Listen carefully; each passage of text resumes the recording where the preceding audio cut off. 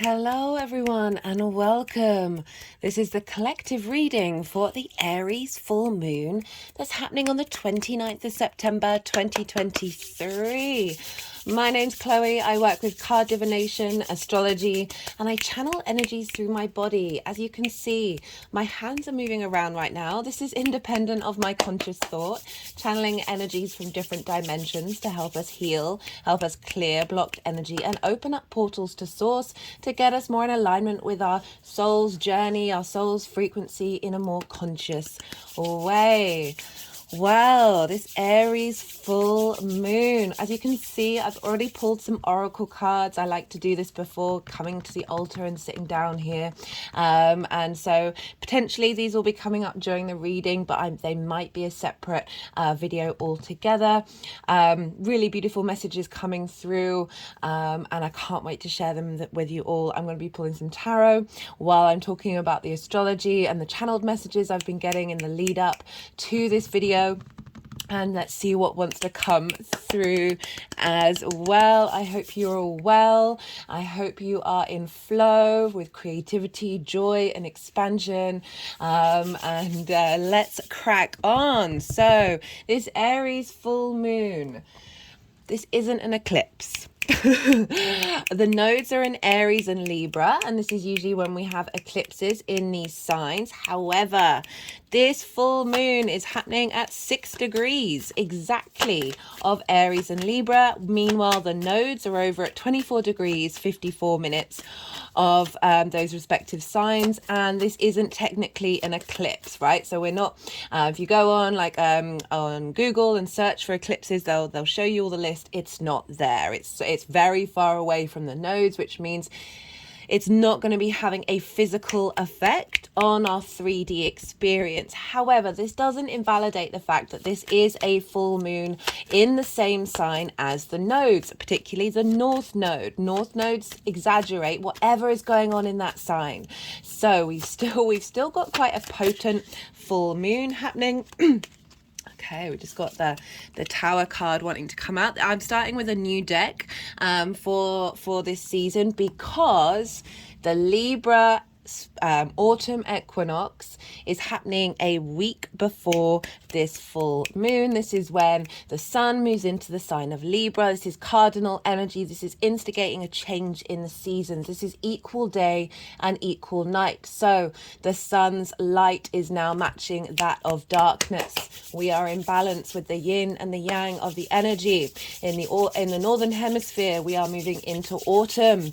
We are moving towards winter, this sort of more withdrawn energy. We are drawing all the energy of the sun that we've had over the spring and summer. We are pulling that back inward. We are going into contemplation, into yin space, right? This is we're celebrating the harvest and being aware of the future cycle of where there may be a sense of lack, but it's not lack, because we need to look at that in a different way.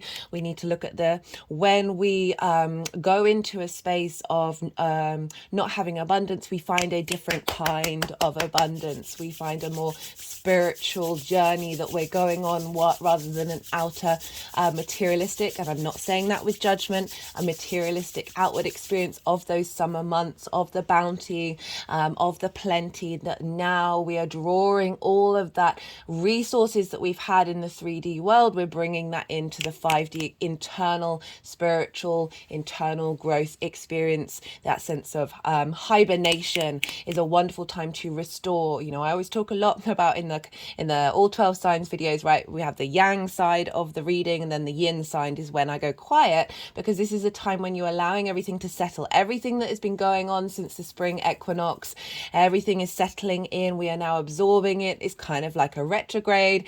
It's this yin energy of contemplation, of observation, and allowing that all to digest in order for the new rebirth of the sun at the winter solstice. So it's all part and parcel. We need our rest as much as we need our action. This is when the healing happens. This is when the deep contemplation, that state of meditation, comes in, where we find inspiration from the cosmos rather than seeking out lots of exterior stimulation. We are going inward. We are finding that depth, right?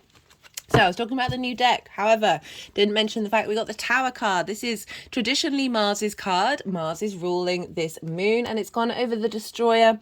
And the message of this is a clear, right, and it quite amazed me because I've been working on fear a lot over the last week. It's come up quite loudly. Sometimes when you're putting attention to something, it can get really loud, as all part of that sort of transmutation journey of engaging with the root of fear is what I've been doing, and figuring out what is fear, and the hold that it can have over us, this distortion. And a lot of the messages that are coming through is sort of acknowledging that the journey that we've been on with this full moon of clearing out that old pathway, and how difficult that can be, how that can feel quite like the Tower moment, right? So this is when things in your life sort of break apart. I also link this card into Uranus, the lightning bolt, the sky god. Uranus is the breaker of chains, the clearer of paths. I feel like it's the higher octane of Mars. I know in a lot of traditions it's seen as the higher octane of Mercury. I feel like the what's the word? Is it the transpersonal planets? The outer planets have the capacity to take on higher octanes of lots of the inner planets. But so this is the clearing away of structures that no longer serve you. So with the Tower card, people get quite scared with this card.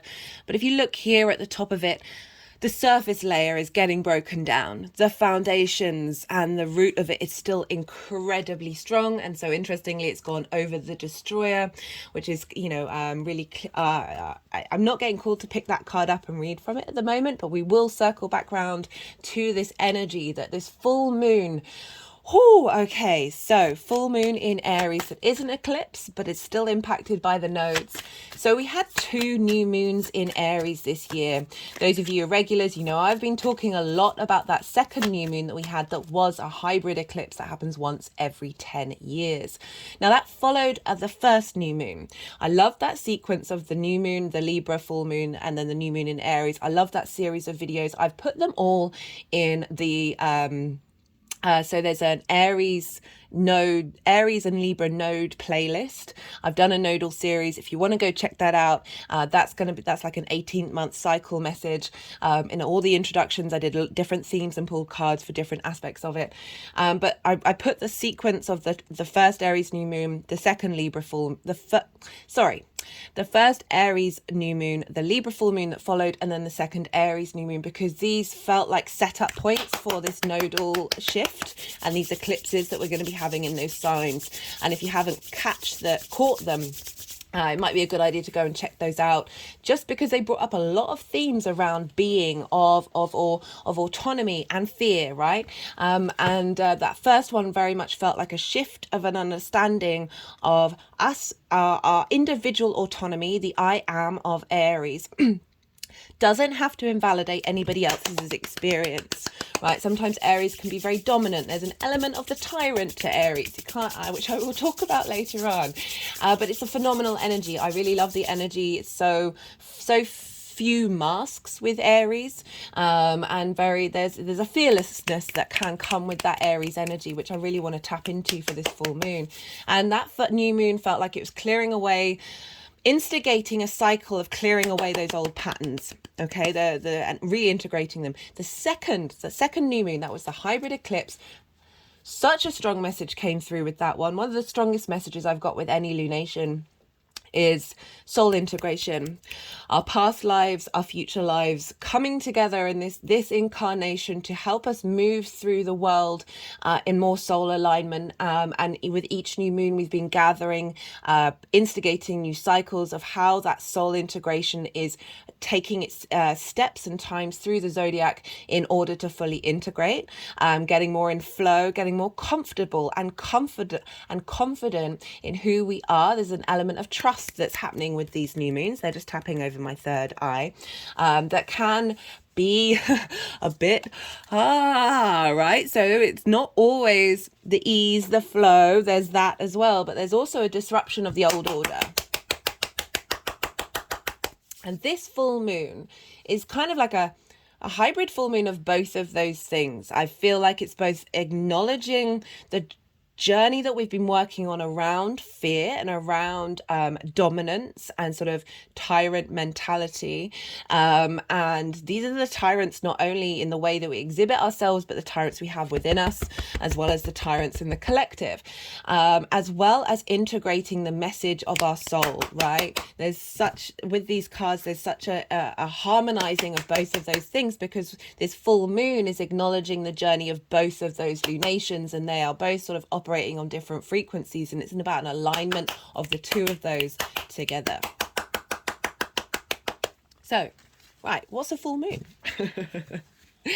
A full moon is when the sun and the moon are directly opposite one another. This is an opposition. Oppositions are ruled by Saturn. With oppositions, we can seesaw from one side to the other. This is all about balance and harmony. I always like to point out, I've got this infinity ring that I put on my, it's the wedding finger, isn't it? I put this on my finger a couple of years ago in order to acknowledge my commitment to existing. My commitment to existing and my commitment to the universe is through my own embodiment of my existence. And that came off the bat of spending most of my life searching for the off button and finding that the frequency of this 3D reality was so discordant to my own that it felt like such a burden and such a weight and almost an impossible feat in order to navigate. And I had, those of you regulars know I talk about this, I had I had many breakdowns throughout my life. There's constantly been a dark night of the soul. The last main one happened Christmas 2018. And I made a commitment. I was like, right, I'm in. Okay, if I'm going to do this, I'm going to do this. And I slowly rebuilt myself, going through all the different stages of how the fuck, how on earth are we to be human beings? How does this even work? How do we get this to be in a magnificence, right? In a state of abundance. And I'm still on that journey, but certainly the acknowledgement of flow and the acknowledgement of balance, everything in moderation, including moderation. Right. Anyway, so oppositions.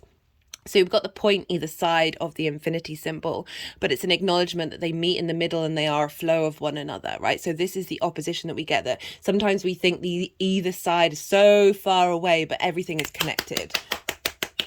So with oppositions, full moons, the moon is our unconscious space. How do we nourish ourselves? How do we nourish others? Where are our needs being met or not being met? Our deep intuition. The sun is our cognitive mind, our purpose, our direction, our vitality, our inspiration, and our cognitive mind. So they're in opposition with one another. And so with full moons, there's usually things, certain themes that come up around these full moons. We can get triggered by something that we need to look on for the next part of the journey. A situation can turn up that would have previously really triggered us that no longer does so, in order to fully integrate the balance that we have now found, right? So we move from the opposition, which can mean that we're prioritizing one sign over the other, one part of our life over the other, depending on where you have these in your chart. And this full moons highlight that imbalance, as well as highlight the balance. And we can often have that in many different layers of imbalance and balance. Full moons can also represent a completion of something, a celebration of the work that you've done, a completion of an old modality, and then bringing in a great light and a great vision that our unconscious mind is filled with the light and the vision and the clarity of the sun, that it is able to feel refreshed and revived with that. And it's also at its fullest. So our conscious mind is unconscious mind is very present, while also we have that lovely intermingling. So it can be this real renewal in understanding and the clarity of who you are and where it is that you want to be and who it is that you want to be. So that's the full moon energy. And we have this in Aries and Libra. And Aries is the first sign of the zodiac, right? It's the spark of spirit. It's fire energy. It's cardinal. Libra is cardinal. They are both leadership qualities. They instigate the new cycles of the seasons. We get these at the solstices and the equinoxes. So it's an acknowledgement of starting something that is different to that which we have just come from. The ability to get things up and running, up and going. So Aries is yang, day nature. It's instigating, as is Libra. It's the more extrovert. It's the day energy. It's the going out and about in the world. This is a sort of air and fire aren't bound by gravity. There's a sense of movement, of momentum.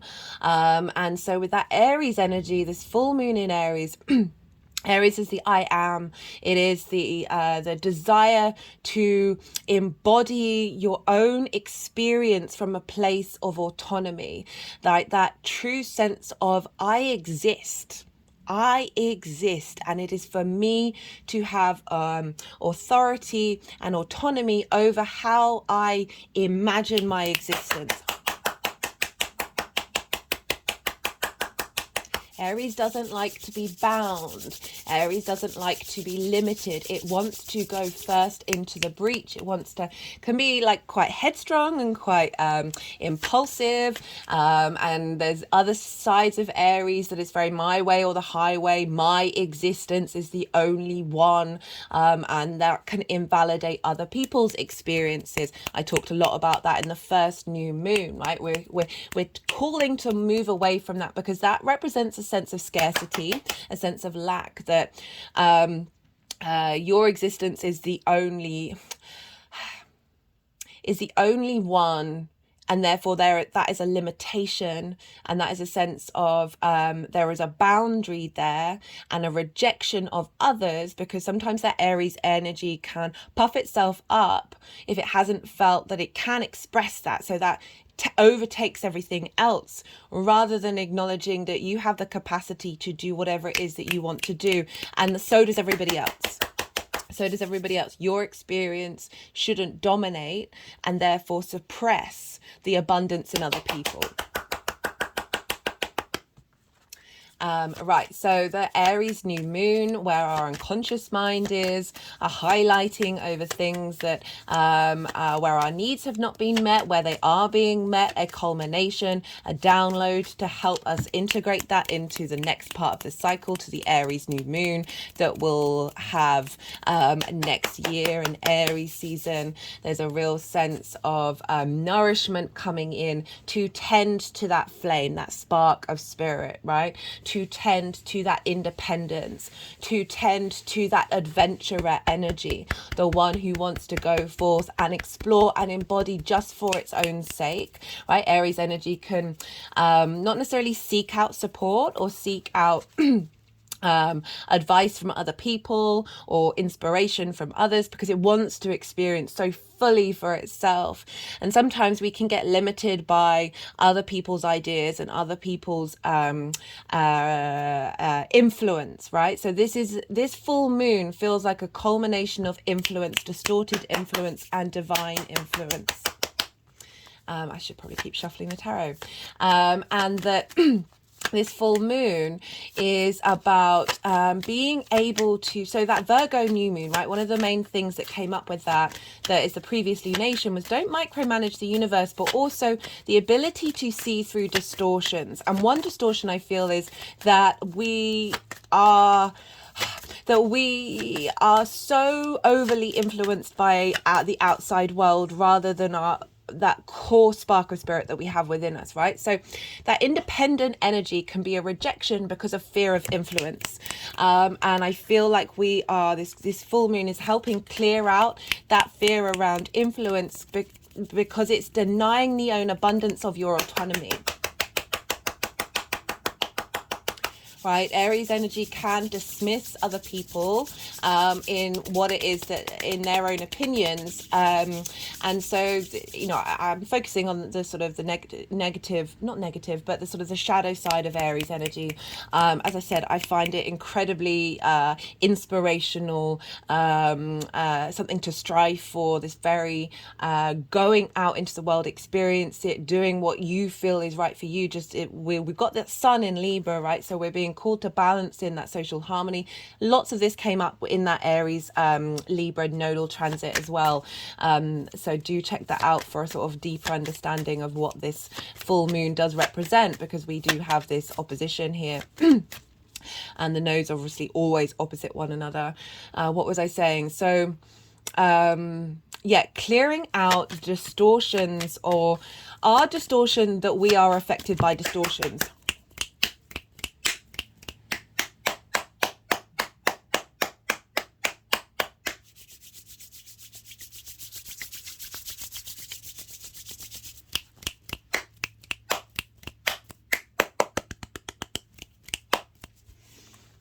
I forgot to mention it right at the beginning, like, so that the movement of my hands is a form of light language. It is, they're moving around in order to clear energy and create energetic grid work, geometry, in order for the messages to get downloaded on a more quantum level. And because of all the clapping, that's usually when I go a bit quiet, because I appreciate it can be difficult to hear over that clapping. Right, so that full moon in Aries, what I was talking about distortions where our needs haven't been met, where our sense of intuition may have been distorted by fear, right? So fear has been a big thing that's been coming up for me for this reading, right? Because Aries can seem very fearless, and trying to tap into that very powerful Aries energy that is able just to keep going, keep doing, keep being, keep wanting to get up and explore. If difficulties do happen, being quite relentless in instigating that hero's journey of being able to go out into the world and conquer came to mind. Aries is ruled by Mars, but I mean that in the best possible way that isn't diminishing. Conquering your own experience rather than that of other people.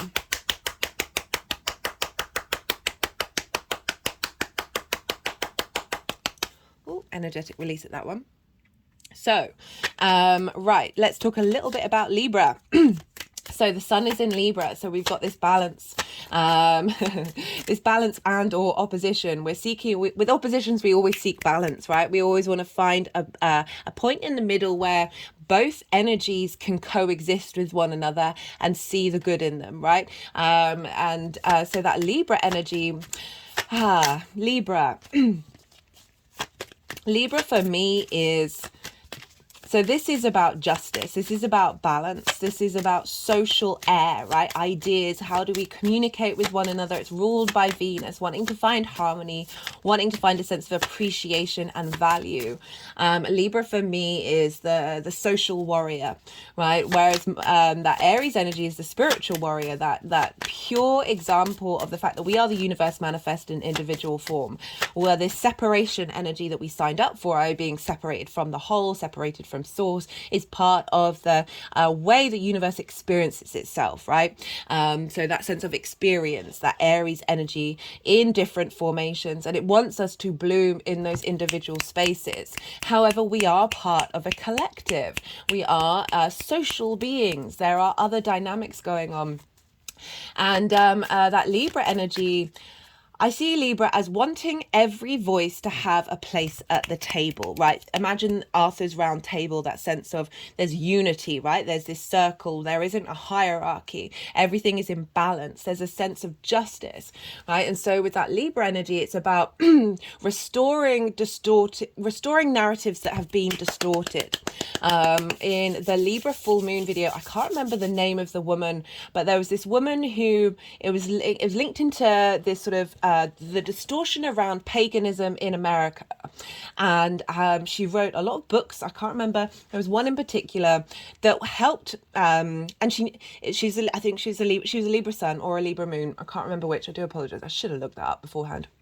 That she wrote this book that helped illuminate, help bring that distortion around what people thought paganism was, and bring to light through words, through ideas, through constructs, air energy, to the table.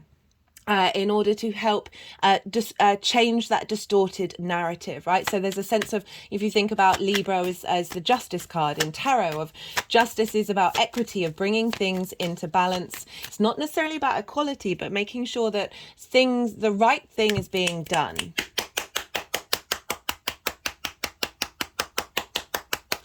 And Libra can be very studious energy of being able to find the harmony in the way that we all express ourselves, and bringing harmony to that narrative. So the way I see that this full moon with this Libra sun, the vision, the consciousness, the vitality, the animation that we have, we've got the Ace of Pentacles, is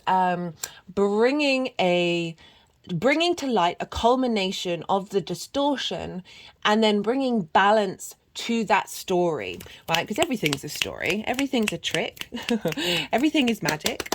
Our minds are, we tell stories, we create meaning, we are meaning making machines. And I feel like the meaning that we've put behind something is being broken down. There's this lightning bolt happening, and Uranus and Mars are obviously playing key roles in this full moon when I get to the astrology of it all.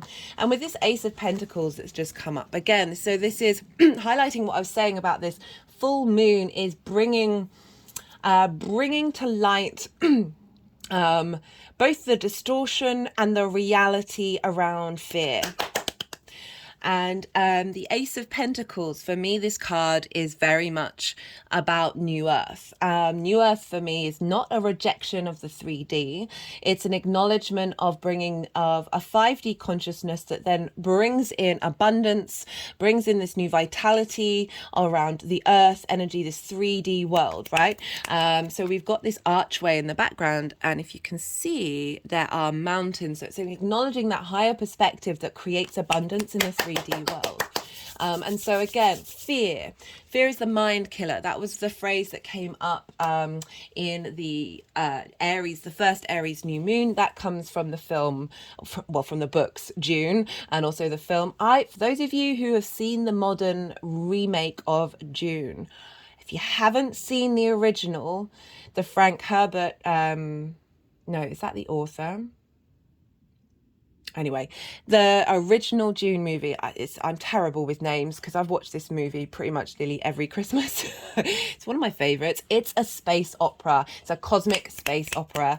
And the energies that I channel lose their mind every time I watch it. They weren't that keen on the new one. It's something about CGI that I think is sort of perhaps my own hang up of just...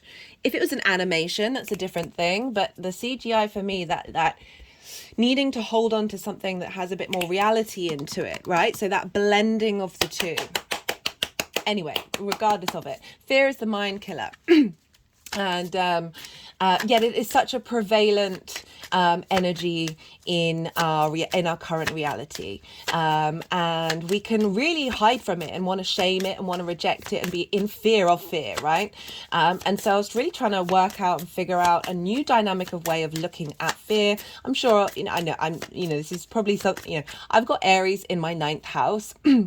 So I try and not get influenced by other people and just try and figure out from my own experience, and it's so I'm sure what I'm saying has been said before. I'm not thinking that it's completely unique to what I'm about to say, but fear is a tool.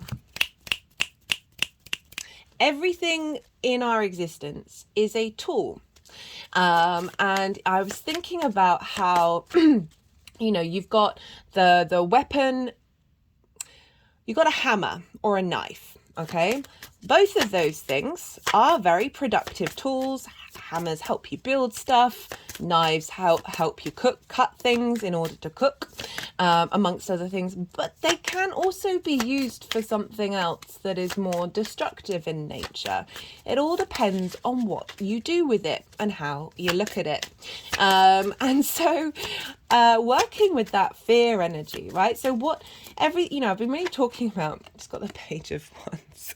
So heralding in new messages in the way that we look at things, right? That fire energy. Pages are very excitable. They've got new messages to come in a way that we have a new lease in the way that we look at that fire energy. Talking about Aries energy can be very fearless. Like, how do we tap into that in ourselves and not necessarily fear? So is a tool that is also an illusion and a lie, because it is a distortion away from love.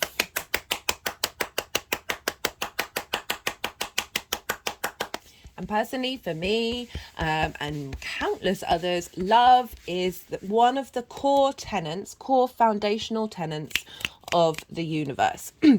So is maths, so is frequency, so is vibration. Fear is a distortion around love because it really represents lack. And love is this sense of acceptance. And with acceptance comes abundance, right? So it's not putting, so that unconditional love is an acceptance of all things and allowing them to flourish rather than limiting them. One of the key phrases that's come up for me recently, there are no limitations, only creations. There is no lack, only possibilities. There was a lot that came up in that Virgo new moon of Virgo's very good at looking to the problems of things, and flipping the switch on. Don't look to the problems, look to the inspiration, look to the new thing that you're creating rather than the thing that you're having to break down. So these are all little switches to just switch in your mind to go, look at that in a different way.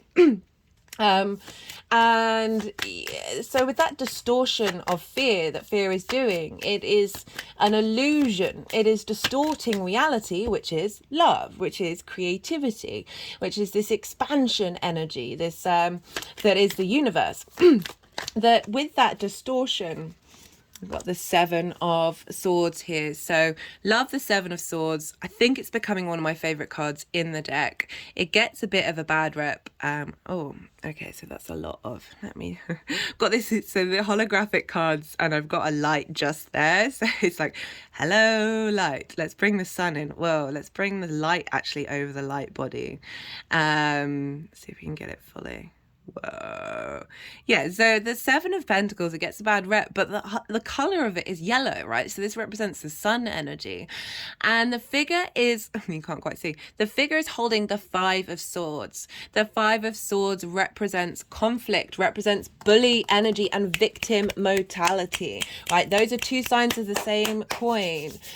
Usually the bully was the victim and then it recreates that cycle. We're here to break out of that cycle. Think about things in a different way. Flip the switch. Use your own magic to get in alignment with the multitude of possibilities of existence.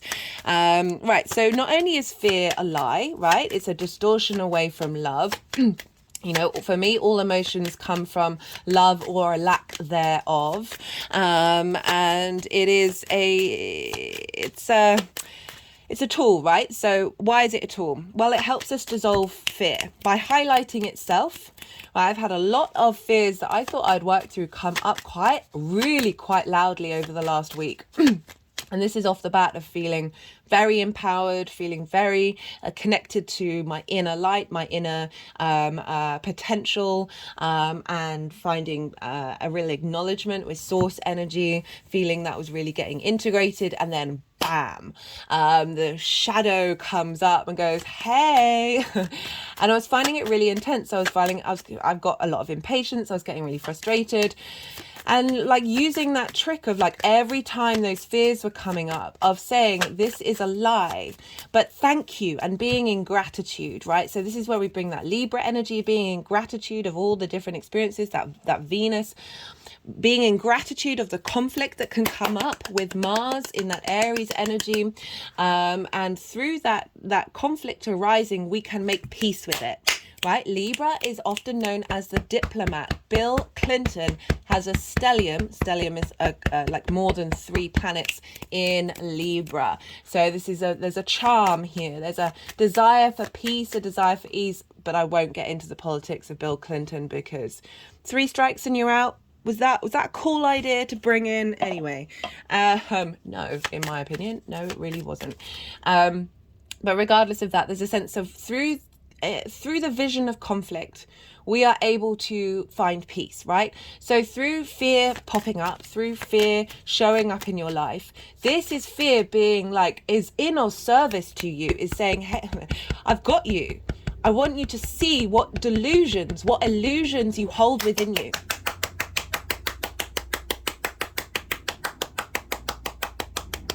That unconscious space of this moon being highlighted by the sun. The sun is bringing in peace, but that moon can be bringing up a lot of conflict, a lot of drama, a lot of fear, right? The underbelly of Aries, right? Sometimes you can imagine that the flip side of that fearlessness of Aries, there can be perhaps a deep-rooted fear away from not being able to be free and not being able to be autonomous in its actions, right? There is fear everywhere, and it is a wonderful gift to us all, a wonderful tool to help us clear that conflict. You know, got the Two of Swords here, which is, she's blindfold. And there's calm waters in the background, and this is about getting in touch with our intuition and finding a balance between the two, right? Between fear, between peace, between love, between fear, and finding that balance which we get with twos, and acknowledging that they bring about creation. They bring about creation. And so, right, this tool of a mirror, right? Say you've got a fear of, well, there's so many, my head's just getting very clouded right now. But whatever fear that is personal to you that comes up, acknowledge that that is a delusion. That is a distortion of reality. It's making me think one day I'm going to do a video on this. So there's this mathematical thing called Benford's law. They use it to check whether people have did I get a flip? We did get, oh, that's quite a few. Do you want all of that? I think we do. So we've got the Devil in reverse. We've got the Five of Wands in reverse. We've got the King of Pentacles and the Ten of Pentacles wanting to cross it. So this is acknowledgement. So this is sort of like the stages of this full moon, right? So we've got the Devil in reverse of authority that's had power over us. Being in reverse, we're clearing out internal authority. That Five of Wands in reverse, as well as clearing out in general through this new message of how to look at fear. Of that Five of Wands that can be very conflicting energy, like this sort of stagnation. There's lots of different energies doing battle within you. There isn't necessarily the momentum moving forward. And these two are coming in reverse with the King of Pentacles, right? So this is control and mastery in the 3D world that's bringing about abundance, right? Real solidity, real grounded energy. That is allowing us to create in the 3D world from a space of trust, from a space of loyalty to our internal energy. We've got the Ten of Pentacles crowning it. The Ten of Pentacles is about legacy. This is a melding of the mundane and the metaphysical, the 3D and the 5D, right? So they're in a town. There's a nuclear family, but there's also this elder figure. I'm gonna have to get used to really clocking about the holographic energy coming through here.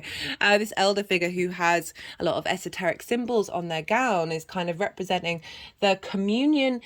The only way to get to this legacy is to acknowledge the unseen and the reality that we live in, right? That there are multiple things going on that are having influence over us, and that by acknowledging that there are distortions in the field, by acknowledging that they are lessons, not something to be afraid of, not something to be in fear of. They are a tool.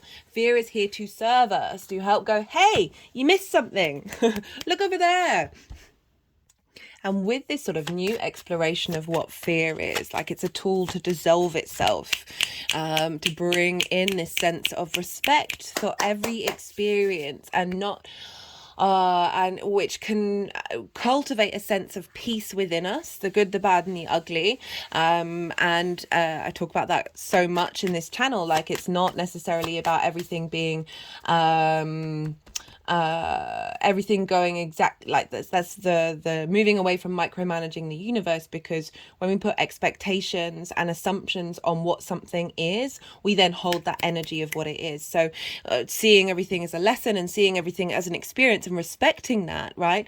Aries energy wants to go and experience for the sake of experience, and through that we find freedom and a place of sovereignty, right? So we're not being beholden by distorted narratives that have disturbed our peace, that Libra energy.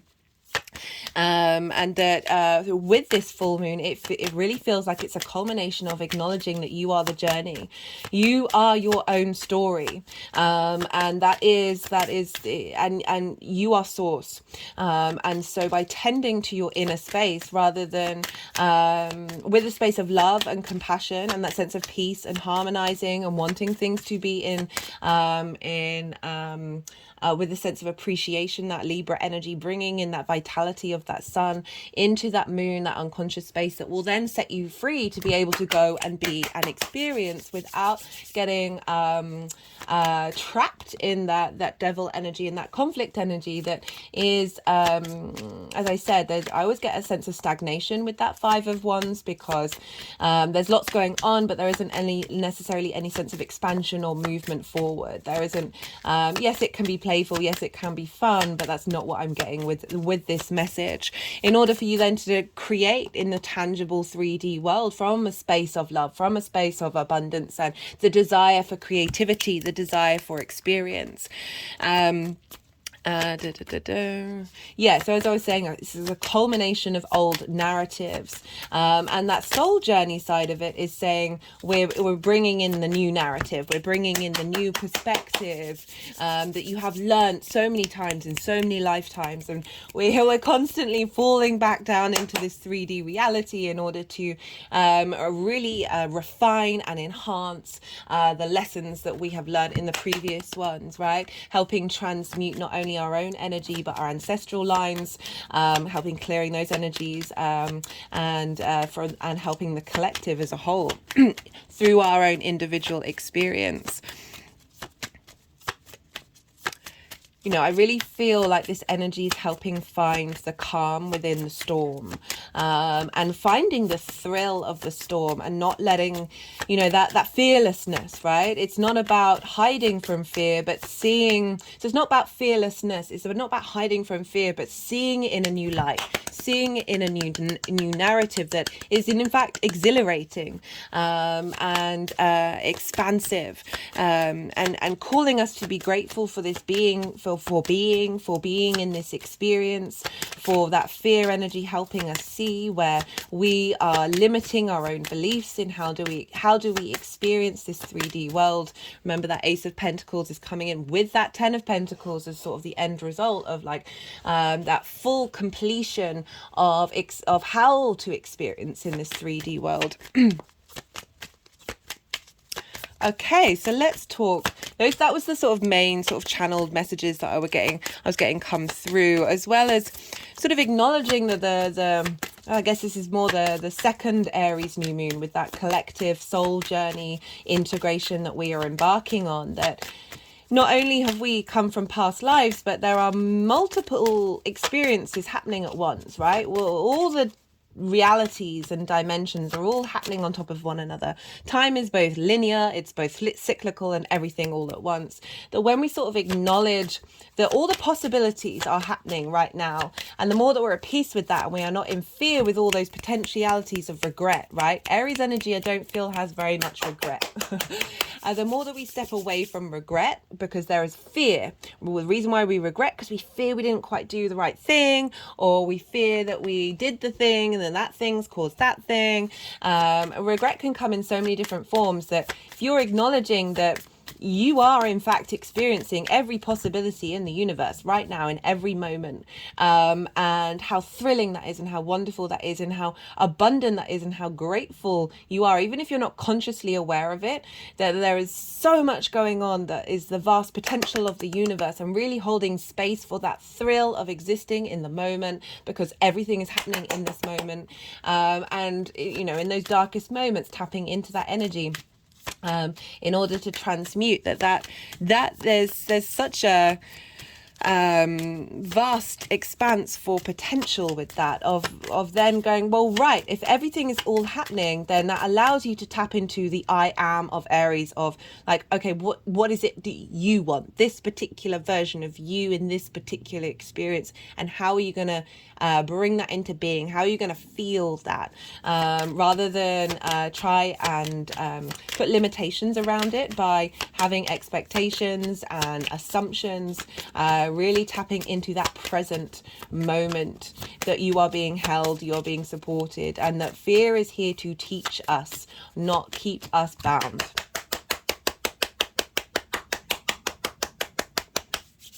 Because that fear is taking you back into the past, right? And this is really following on from that Virgo New Moon series of you're focusing on the problem, and it's not that there aren't things that need to be solved, but focusing it on it as if it's a problem rather than a challenge creates a whole different vibrational frequency, and it can take a while to integrate that. And I do feel like we're getting a lot of support to help us have a little bit more trust in ourselves, having a bit more confidence, a little bit more I don't want to say fearlessness, because that's a lack of fear. Oh, so funny, we've got the Two of Swords coming with the Ace of Cups.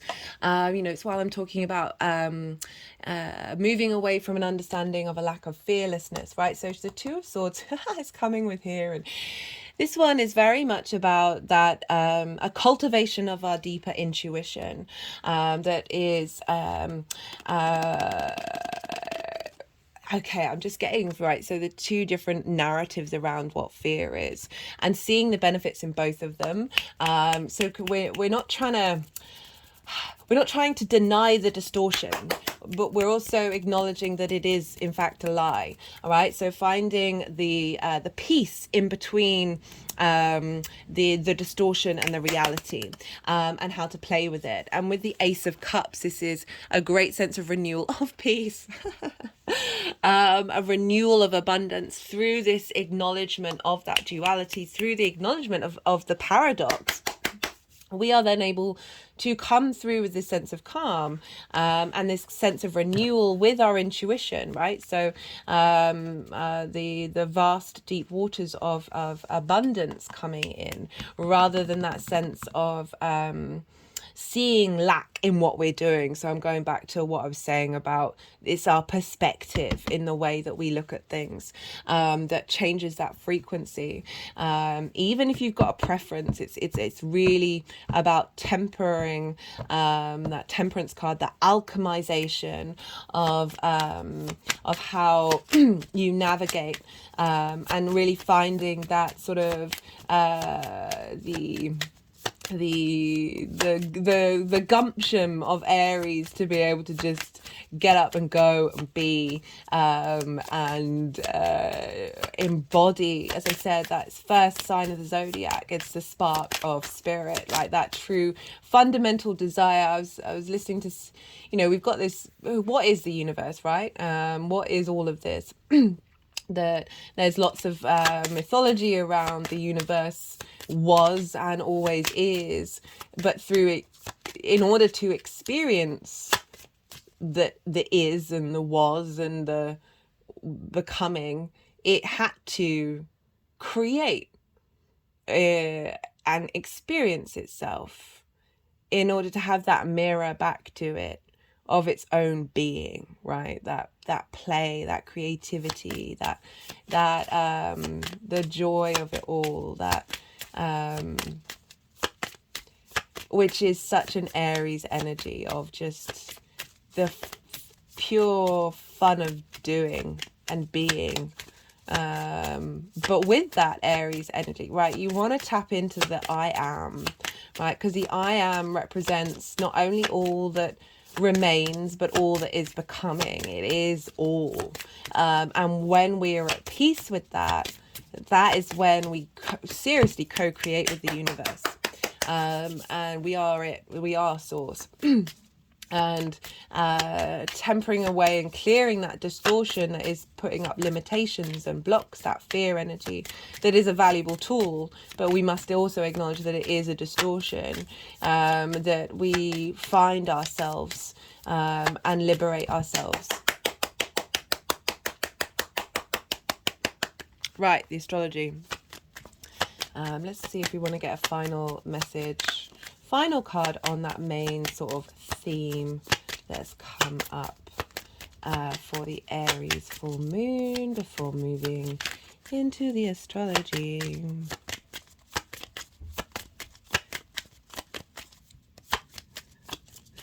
Yeah, so just thinking about the sweet spot in between peace and conflict, or yin and yang, that receptive nature or the action, right?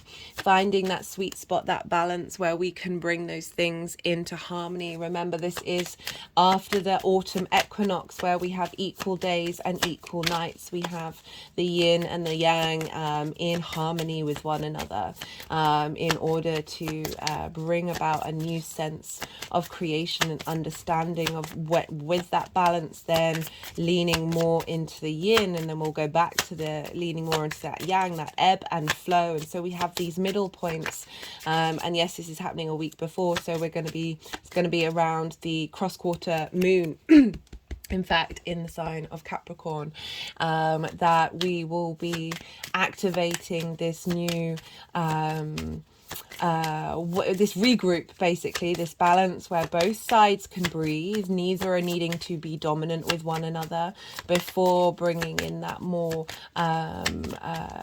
receptive energy of the night, right? That sense of cultivation. Okay, what have we got here? So we've got, for the final sort of main message from the channeled message, we've got the Six of Pentacles, we've got Justice, we've got Libra, and we've got the Lovers, right? So the Six of Pentacles is saying there's something, the two scales turn up, right? So this rebalancing that I was talking about, this sense of scarcity and fear. You think about the Five of Pentacles, they feel left out in the cold, they're worn down, they are isolated, this sort of there's an element of independence to that as well, and not seeking support, right? That you can tap into that Aries energy. And we've got this with the Six of Pentacles, where there's the cosmos is coming in and rebalancing this, and giving wisdom to help facilitate the 3D world. Right, that sense of changing the distortion around that scarcity energy, that not feeling supported. You are always supported by the universe, even in your fear. Fear is supporting you. And the more that we shift our dynamic in the way that we see these, rather than as enemies, these are all friends. They are all friends sitting around that round table. They just have different roles. And it's so hard. It's so hard. We were living in quite a dense frequency, but the more that you cultivate it, the more that you find balance, right? So this is Libra energy again. We've got the scales. There's something. So this is about justice. So this is about making. Oh, is that the postman? Sorry about that. Right, so justice, this is about, so when you go to court, there's a judge who makes a decision that should be the fairest decision, the most equitable decision. This is about this very karmic energy coming through of clearing those distortions, right? Of righting wrongs. With the Lovers, I love this coming up. Yes, this is Gemini, but this is about talking about the balance of the yin and the yang. Okay, so we get this with every equinox, and this time this is in Libra. So we've got the balance of the feminine and the masculine, the day and the night energy, the yin and the yang, with spirit, with the higher perspective, right? So the Lovers is all about being able to if we think about the mythology with the sorry, I'm just trying to get a clear image of this card with the image of, with the mythology around Adam and Eve and the eating of the fruit, right? The veil gets lifted. They realize that they are naked. They feel shame, right? And they go out into the world. That is I feel like that is a distortion around the reality of this mythology. This mythology is so before you're in the Garden of Eden, right? So you are the universe experiencing itself solely within itself.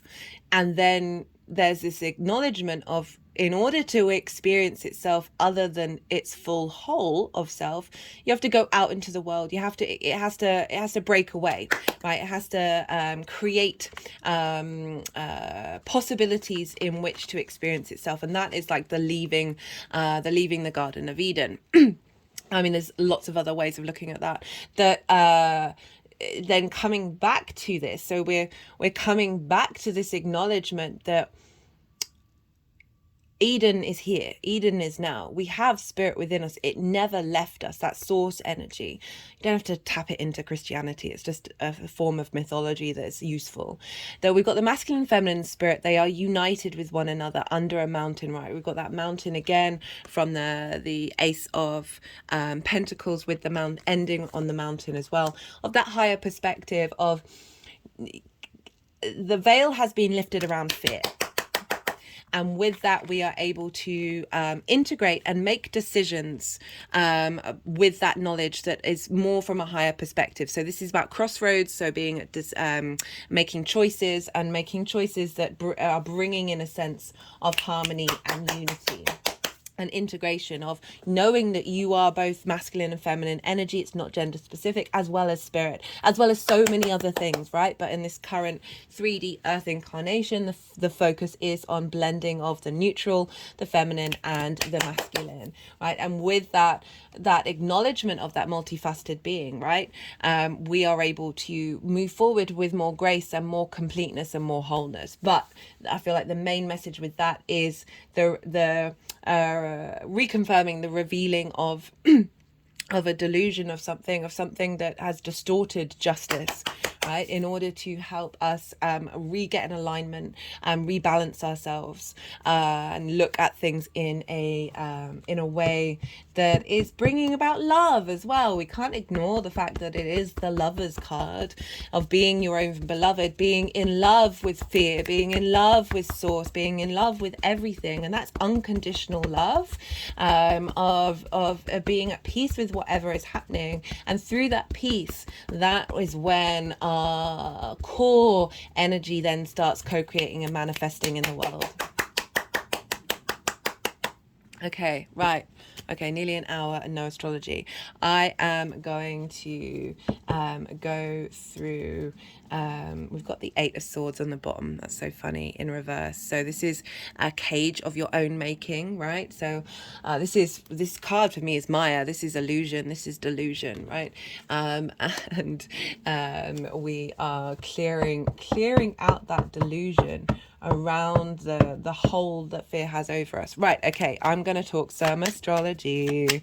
So what's going on with this sun and the moon? Well, the sun is conjunct the asteroid Pallas Athena, and Pallas Athena represents strategy and embodied wisdom. She was influencing the new moon in Virgo as well.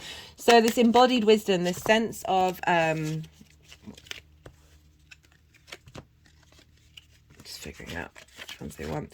We've got the Queen of Swords and the Knight of Pentacles showing up for that conjunction with Pallas Athena, with the sun in Libra, right? So this is about seeing the wisdom. She was the Queen of Swords, very embodied wisdom. She's been through some difficult times, but she's able to rise above it. You notice her hand is outstretched. She is not closed off. She is open to receive. Her head is above the clouds. She sees things clearly. There's a real sense of truth coming through here. She's the only one who has one out of the sword court cards who has one bird above her head. So this really acknowledges like seeing the deep truth in something. and being able to cultivate and nourish that, right? So that with the Knight of Pentacles, which is slow and steady wins the race in the 3D world, there's a sense of commitment and loyalty of this fresh new ground that we are going to be walking with this sense of wisdom, this sense of embodied wisdom. But you know, that strategy is sort of like acknowledging where you've come from, acknowledging the journey, and the strategy can be as simple as wishing to embody love, right? It doesn't have to have lots of nuances.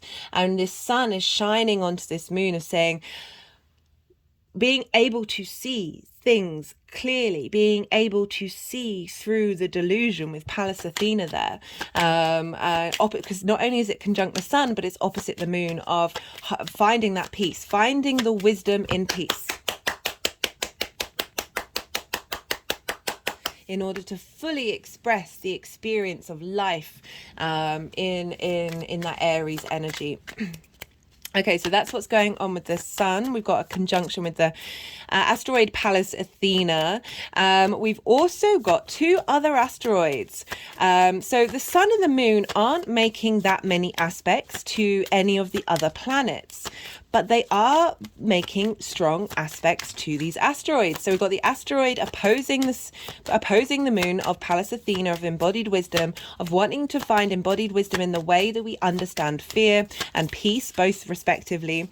And we've got Vesta over in Cancer at 3 degrees of Cancer. Remember, the sun and the moon, they're both at 6 degrees. So we've got lots of cardinal energy happening here. Vesta for me is about devotion. It is about a sense of inner home, a sense of inner peace, a sense of tending to your inner flame, right? And this is in the sign of Cancer, of our intuition. So she is off the bat of being in Gemini, of collecting information and getting very playful with it. And now it's bringing that information, these new dynamics, into the way that we look at our intuition and how our sense of safety and security as well. Cancer is often very much linked into the home, which is a maternal energy, because it is ruled by the moon. So we've got this sense of dedication and devotion, a sense of so I talked a lot about Vesta in the Mercury retrograde series. I really still recommend checking that one out, because after 20 hours after this full moon, Mercury is going to enter its post-shadow phase. So retrogrades is the shadow phase. When it's starting at the degree, it will retrograde over, hitting the retrograde point, retrograding, and then moving forward. We're still in that third part of the cycle where Mercury is, at the time of recording, Mercury is in its third leg. And for me, retrogrades don't really get started until they go beyond the degree that they retrograde at. And so Mercury at the time of this full moon is still in that third cycle, and it's not until 20 hours later that it will move into its new cycle, and that's when things are going to start to get activating with all the wisdom that Mercury is now getting from this full moon coming in, all right, of distorted fear. So I talked about Vesta and Mercury loads in the Mercury retrograde series, and one of the things around Vesta, she is about the home, the internal space, the domestic space, but she is also about that tending to the flame within yourself that will keep you in a state of devotion to your own experience. And in the Roman times, there was a temple to Vesta, and this is where they kept all the contracts in order to stop them from being distorted. Can I put those back? To stop them from being distorted or changed. And so this is an acknowledgement of the truth with Vesta, of that which is sacred, that which has been put into binding, your co-creation with the universe, and how there have been distortions around your sense of safety and security in this 3D world that are being activated and cleared during this full moon.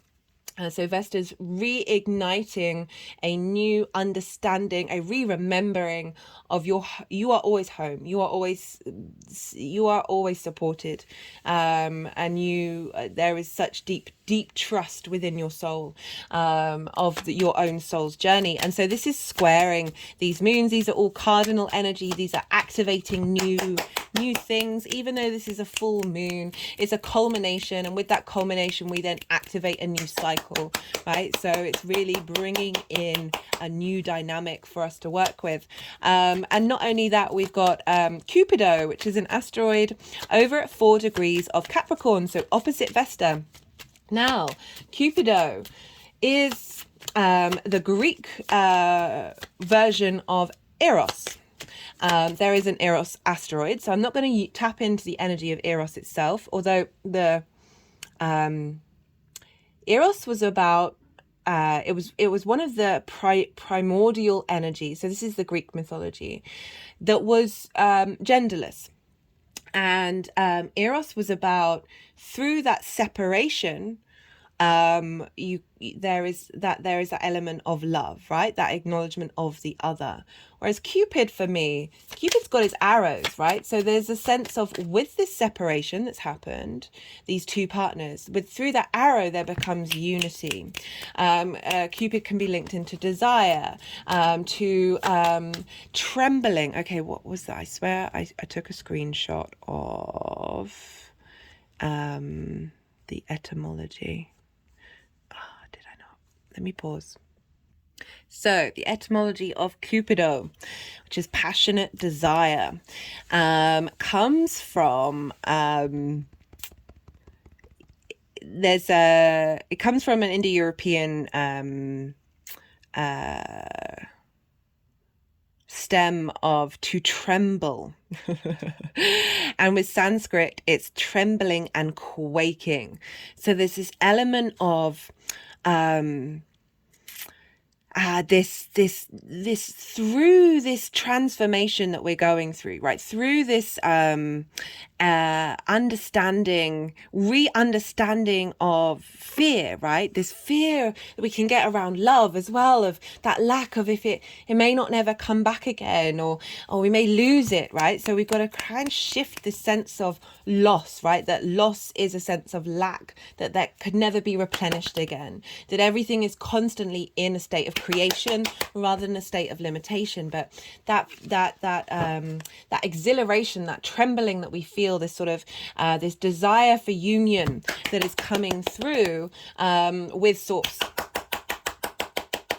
which has been distorted by the fear matrix.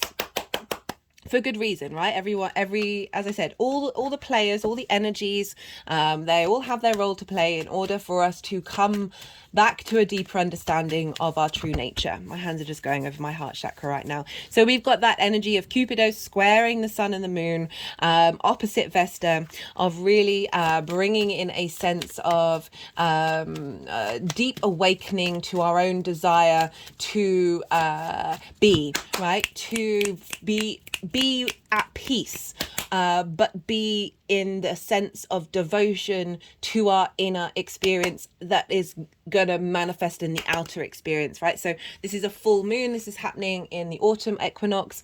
It will be roles reversed for the southern hemisphere of a reincarnation, a reintegration of this true beauty that is the human existence, and how our peace has never left us, but there has been a separation, and Cupid is aiming its bow and uniting it.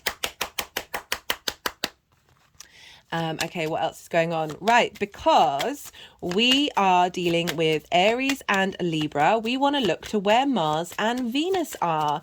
Now, Mars and Venus have been doing something very cool for quite some time. they have been essentially sextiling one another. So Venus is in Leo, and she is also on the third leg of her retrograde. She won't leave that until the 7th of October. And so she has been moving through Leo conjunct Juno since she's been going direct. Juno is the asteroid that for me is linked into commitment, your ride or die, that thing you are standing at the top of the ledge with, arm in arm, banner by banner, and you're like, all right, let's do this. Goodness me. Oh, wow. Okay, so this is kind of like a commitment card. Often it can be linked into marriage and union. But this is also your ride or die. So this is linked into the harvest. This is the celebration of the harvest. Okay, so we're coming up to the celebration of the harvest. The harvest is all coming in right now, having put in all the work over the past year to bring that into fruition. You're now celebrating, right? You're being in union, and it's come up with the 9 of Pentacles. This is Venus in Virgo. So when Venus moves into Virgo, she's truly going to be activating everything that's been going on with that Leo retrograde. I just find that so funny. So there's this sense of so the 9 of Pentacles, very independent energy. Venus retrograde, very independent, wants you to feel good in the 3D world. Venus in Virgo wants you to take those practical steps to implement everything that you've learned in learn in Leo, in order to create the sense of abundance, right? And again, with the commitment, you're committing to this embodied experience. Very independent, also very Aries energy, and there's a sense of celebration, there's a sense of culmination with this full moon of everything that you have been working on, as well as taking you and liberating you into a new part of the cycle. Okay, so Venus and Juno have been conjunct one another. They are walking hand in hand with one another through Leo, the heart space, tapping into the heart. And they have been sextiling Mars over in Libra. So Mars has been in Libra for a while. Mars is coming up to conjoin the South Node at the time of this full moon. It's still 3 degrees away, but that's still a tight enough conjunction. And so Mars in the South Node, what's been going on with that? Well, Mars in Libra is the smooth operator, is just making things, I don't know, Mars technically is in its fall in Libra, but I don't know, I've really been enjoying this transit of just this more smoothness in the way that you take your action. There's a sense of joy and pleasure of embodying your motivation, your drive when it comes to being out in a social dynamic, in a bit more harmony with the outside world. Your actions are a bit more harmonious, coming in conjunction with the South Node. This is the refinement of our people-pleasing energy, right? So I've been noticing that there's been a more of a balance between expressing your own needs and your own motivations without victimizing yourself or sacrificing yourself to the collective, to the social dynamic. So there's a sense of, as I said, that smooth operator of Mars coming in, that is in Venus's own sign. So Mars is being Mars is being governed by Venus right now. So even though this is an Aries moon, Mars is in Libra sign, and Venus is in Leo, which is the sign of the sun. Where's the sun? In Libra sign. So Venus is kind of governing the whole show here, and it was like that with the Pisces full moon, that Mercury, the ruler of Virgo, was the main go-to rather than Jupiter in the sign of Pisces. So we've got this very strong connection with Mars in the South Node of getting hints and understanding about how our actions are going to look like at the end of this nodal transit. Like really being able to be a bit more charming in the way that we express our individuality, without disrupting the social dynamic, but also being able to navigate that and still be you and still do what you need to do without causing discord.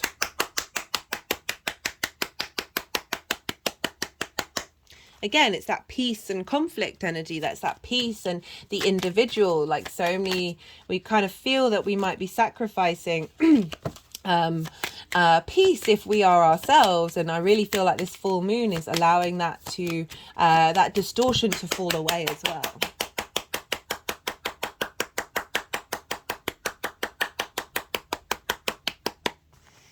So they're sextiling one another. The South Node and Mars are sextiling the Venus and Juno. So what does this mean? Well, a sextile is an aspect of Venus. Venus wants to bring about love, appreciation, value, creativity, right? So they are both yang day energy. We've got more fire coming in with Leo, but they're operating from different modalities. So whereas Libra and Aries are cardinal, instigating, Leo is fixed energy. So we've got this element of momentum, of the dedication to our heart, and coming up with new perspectives, clearing out, instigating a clear out in old narratives, that cardinal energy, that the Venus energy with Juno is like, okay, how do we then reintegrate this that is going to be a commitment in the long term?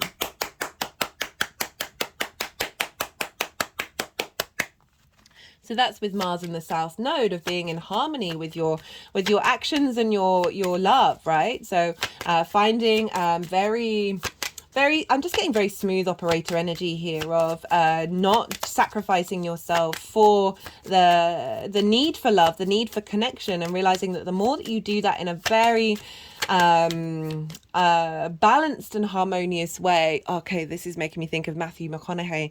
So he has Venus and or is that going to be for the Libra moon? Right. So Matthew McConaughey has, yeah, so he's got Venus and Jupiter at 22 degrees conjunct one another in Libra. Let me just get up the Libra moon, because that might have been for the Libra moon. Yeah, no, that's for the Libra moon. I apologize. I've jumped aboard. Jumped to ahead of the game. That where were we? Yeah, so we've got this but Mars is where Matthew McConaughey's Jupiter and Venus are, and he is just charm. It's pure charm coming out there. And so we've got this sense of instigating and infusing long-term commitment of the individual self with the social dynamics, right, of finding peace and finding that heart space, allowing that heart to move away from fear, that Leo energy, and that light to shine, that is in bringing in about a sense of completion, of understanding of how to do so while being in flow in a social dynamic, while finding a sense of charm and expansive individuality as we move forward. So we've just got the Jupiter card, the Page of Cups, and the Ace of Swords. So the Jupiter is saying a shift of fortune, a shift of change, very fated energy. This is things moving on the up. With the Ace of Swords, new clarity, new vision, new understanding of the truth, of the dynamics that we have within us. That comes, again, we've got the mountains, a higher perspective. With the Page of Cups, right? So this can be a very inspirational, intuitive, creative energy.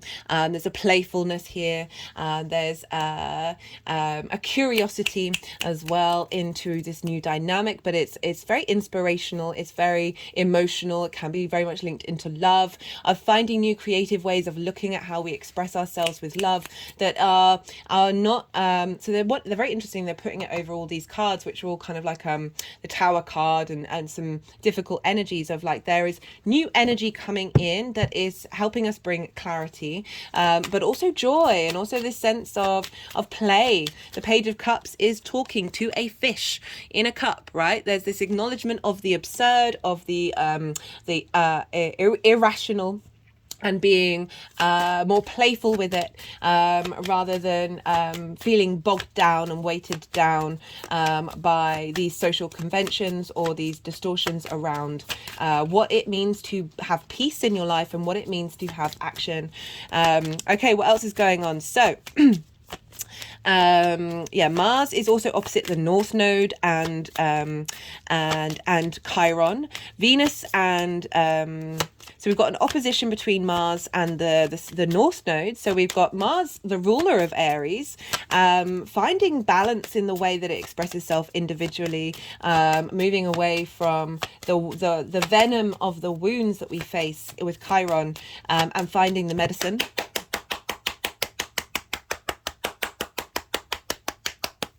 And Venus and Juno are trine the North Node and Chiron. So trines are an aspect of Jupiter, wanting to bring in wisdom, expansion, cohesion, a sense of what's the word?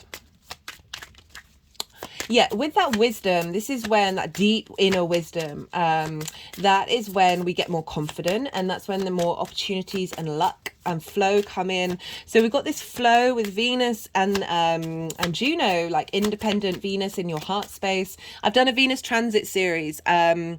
I've pulled cards for the end of the next part of the cycle. So if you haven't seen it, I do recommend checking that out if you want to know sort of like the tail end of all that energy. And so Venus in Leo, cracking open our heart space, helping us be in flow with our vulnerability and our expansion of how we love, with the commitment of Juno that's in alignment, trine, finding wisdom with where we're headed in terms of this Aries North Node of being that hero's journey, of going out into the world and not necessarily being fearless, but acknowledging what fear means and how to navigate it moving forward. Like that wisdom. And through that wisdom of what this means, that's when you can expand. That's when the opportunities come in. That's when the sense of got the sun wanting to come out here.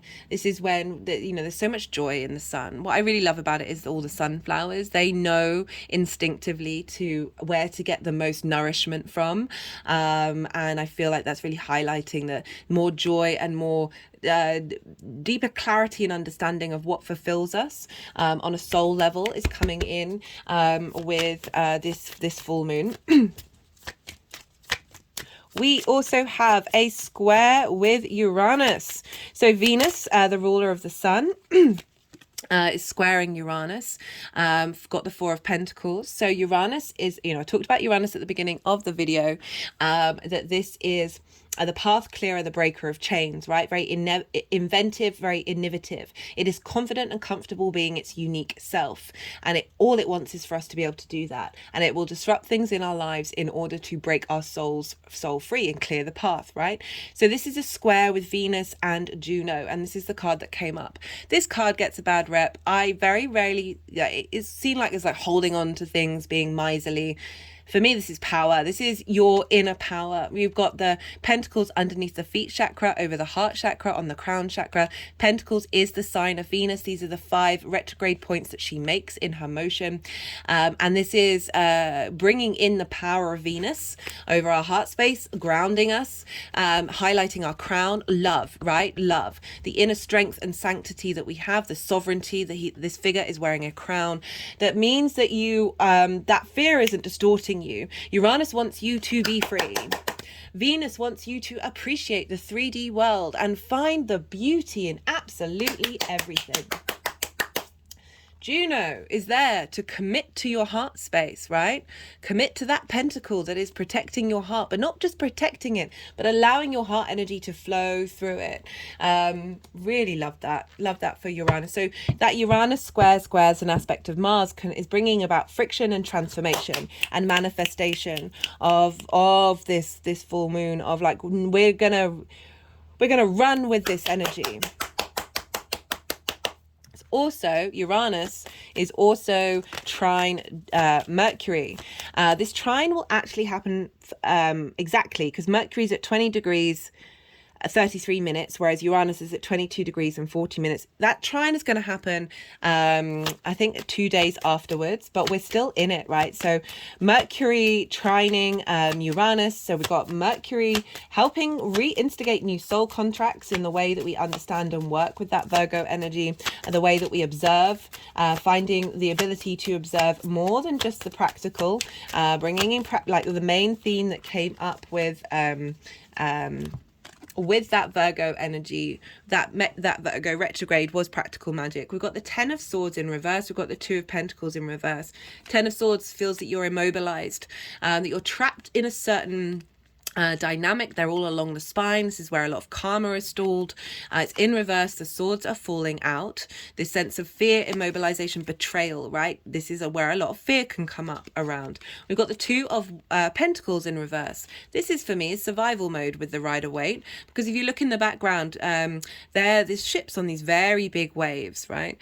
This figure is juggling. Again, it's kind of like that 5 of Wands. There's movement going on, but there's not momentum. There's like, oh, I've got to survive. I've got to keep going. I don't have time to breathe. And we've got the ship at the background. I always say, like, imagine being on that ship and you're like in the middle of a storm and you're like, you are present in the moment, but you're present in fear. You're present in survival mode rather than in thriving mode. So these 2 have come up in reverse with that Mercury-Uranus trine of, you know, very 3D energy, but Mercury also the mental energy. Uranus can be seen as another higher octave of Mercury as well. That's sort of more, what do we do with the details? We come up with unique, inventive, out-of-the-box thinking ideas. And so this is saying there's a liberation happening, right? This is a liberation from fear, liberation from immobilization. Over ideas and constructs. Remember, we got the 8 of Swords.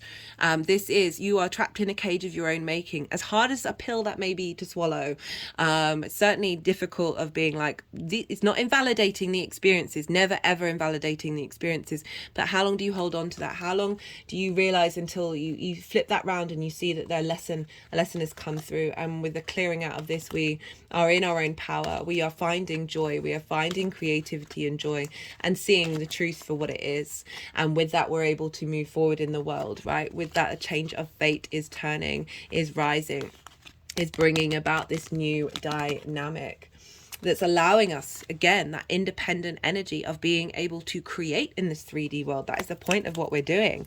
So that is the trine with Uranus and Mercury. We also have Pluto over in the sign of Capricorn.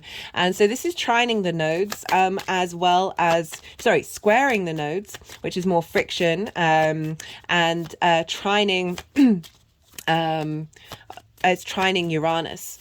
So the reason why I'm talking about this, even though it's not making major aspects to the sun and the moon, is because this is still linked into the nodes, and even though this isn't an eclipse, it's still important to bring this up. I talk a lot about this square with Pluto in the nodal series, but just in general, I feel with this current Pluto ingress, right, it's going to go into Aquarius again, it's going to go back into Capricorn. This current Pluto ingress is helping us look at fear and seeing the treasures that are underneath it all, and this is squaring the nodes at the moment. And so we are bringing about conflict, drama, fears coming up in order for us to sit with it and go, hey, who are you? What's your story? And this is also trining. So I cut the deck before I started doing this reading, and this was the card. And then I shuffled this deck because this deck is new and it was all in order, and this card came flying out. This is another version of the Lover's card as well. So we've got the masculine, feminine, and spirit, and we've got the caduceus, which is the two snakes, which is a symbol of Mercury. It's also a symbol linked into pharmacies, doctors. It's a symbol of healing. It's also Kundalini energy, right? There is equality here. There is balance. There is love. There is respect and honor. And I feel that this energy around fear distorts this. If we think about Venus, we think about love, right? Love forms in so many different ways, in so many different relationships, and the distortion around that. This is also about unity. that there is a sense of rebalancing again, of looking things in the eye, finding love for your fear. My hand has just gone over my heart chakra, and when you do that, that deep healing happens, and that release. You're not in lack. You're not separating yourself from this thing that is also a part of you. And I feel that trine with Uranus and Pluto is helping us find a new, and with Mercury, it's by sign. With Mercury, it can, let's just say it's a grand Earth trine we're having right here, of understanding a new perspective being unearthed, linked to fear from Pluto, Capricorn, long-term cycles, collective energy. With Uranus. And being able to think differently and set us free and liberate us from that. And Mercury being in its prime, in its exaltation in Virgo, that is finding new ways of collecting information that facilitates flow in this 3D existence, that brings about this space of love. Because remember, Venus is pretty much governing what's going on in this full moon, because she is ruling Mars and she is ruling the sun. Beautiful energy. Just thinking that Venus, there's a feedback loop between the sun and Venus right now, with everyone in the chart other than Mercury. Mercury's in its own land, own domain.